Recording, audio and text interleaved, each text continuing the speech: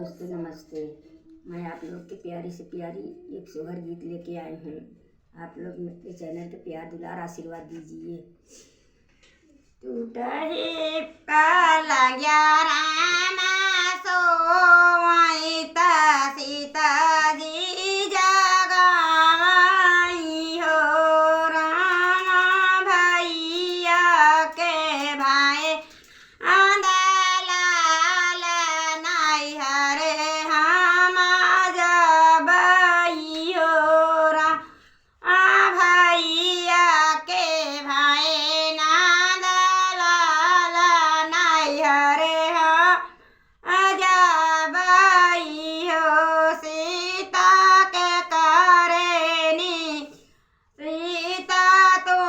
होता जबियु नाई हरवा जिया बहामा कैस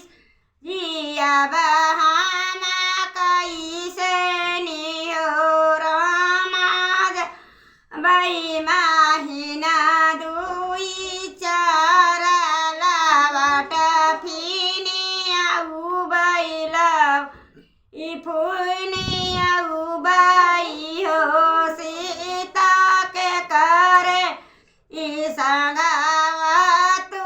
डोलबू के करे संगे बोलबियू करे साथे बोलबियू हो सीता दिलवा के